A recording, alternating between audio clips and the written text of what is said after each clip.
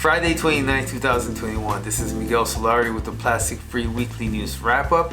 This is a show in which I share some of the news that I read in the past week so that it may hopefully inspire you, keep you better well informed, and so that you can inspire other people to make a change around you. So please subscribe to my channel, follow me on my socials, or contact me directly.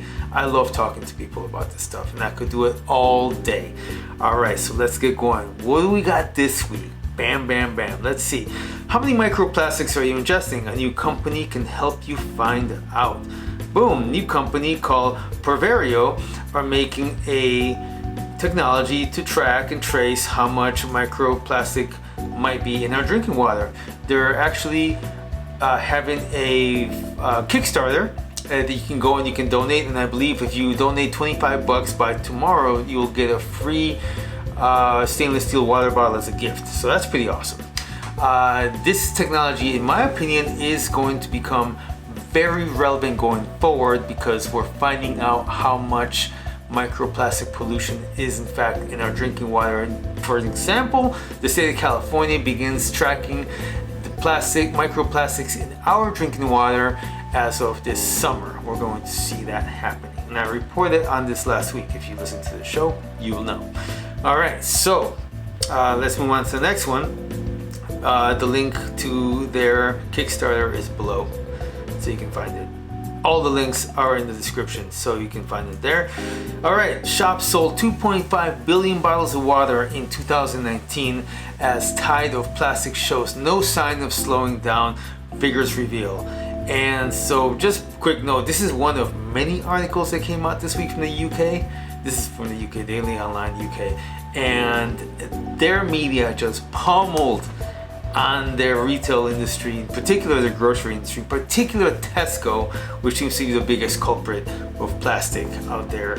And it was just, I love how devoted their country seems to be, at least their media, on just really going hard at their politicians and at their just in general to reduce single-use plastics. They have a lot of zero-waste shops in their country, in that little country, way more than we do here in the United States. So I would like to see our media do some of that here. So anyway, I just posted that. It's a lot of the same stuff that you've already been learning if you listen to the show, but it's good to I just wanted to share that.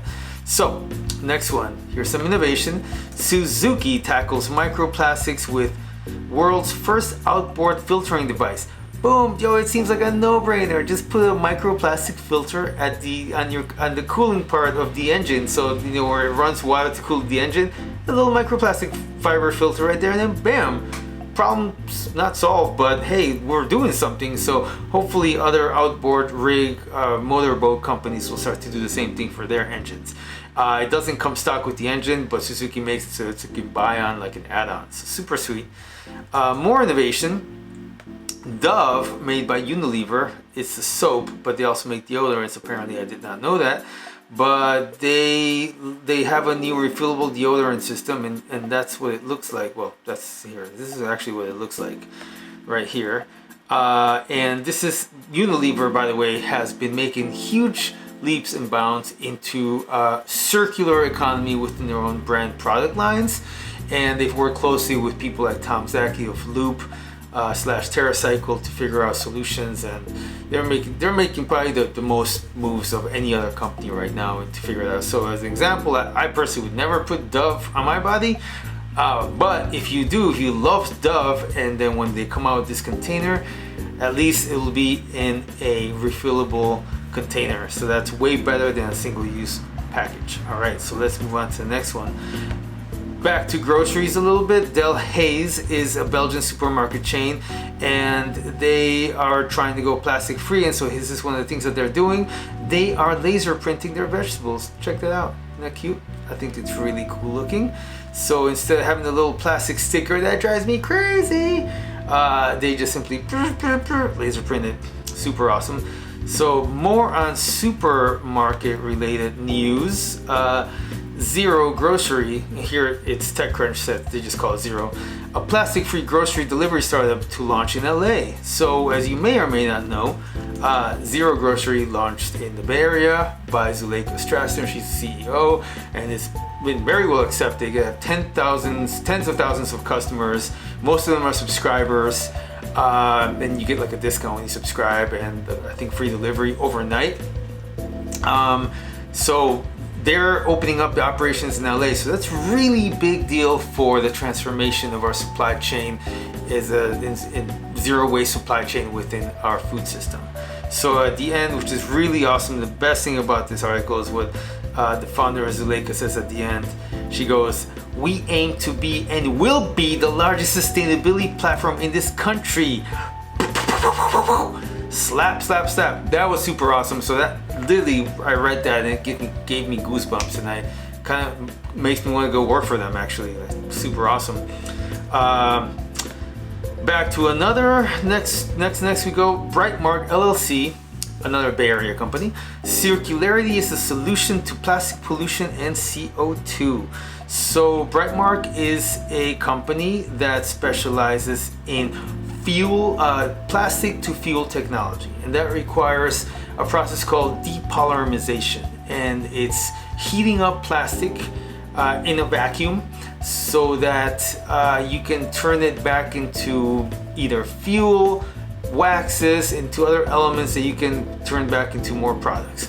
So this is not a new technology. This is an old technology actually that has never been economically viable, and it hasn't ever been really. It's also known to be very toxic, because when you break these polymers apart, they release a lot of very highly intense toxic chemicals. So I'm just weary when I read this, because I know I can see that this is going to be the future. But I also know from reading other articles and other scientific reports, other studies of how harmful depolymerization is and how it's just not economically viable. So read this with just an open mind that it's not perfect, even though it sounds perfect and it sounds ideal. There's a lot of partnerships going on with companies like Breitmart and oil companies, and one of the things that people kind of suspect is that they'll just become fuel companies, and eventually they'll just need more virgin plastic to keep fueling them. So but anyway, you should know about, at least be aware of plastics to fuel technology and depolymerization. I think we're going to see a lot more of that in this year. It's going to become more common. All right. Next, and this is the big one that I wanted to talk about the most. This is a really big, important, sad article. There's an alarming amount of microplastics in farm soil in our food supply. Whew, you guys, this one really got me. And it's long, and I'm just to summarize it, and you can sure read this yourself when you have time. So basically, microplastics end up in our agricultural system through fertilizers. Fertilizers use plastic sometimes on purpose for the slow release of the fertilizing chemicals, or they end up through the processing of sewage sludge, which is used to make a lot of fertilizers. And the sewage sludge comes from us, and things like toilet paper, things like some of the cosmetics that people use have microbeads, microplastic components in it that end up in there, and then those end up in the soil.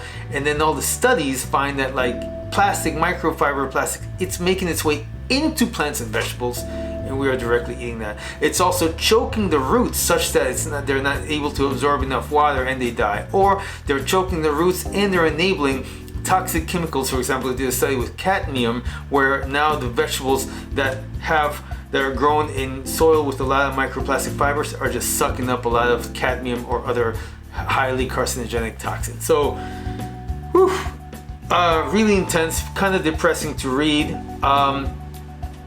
Doesn't offer a lot of solutions, but here's a solution, and this is the last thing for this week, but definitely read that one.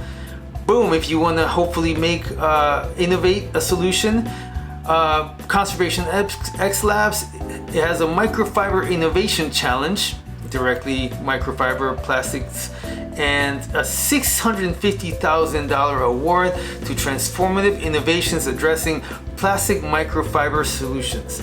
Boom. And with that, I leave you to think and read and bless you for watching. Thank you so much, and I'll see you next week. Peace.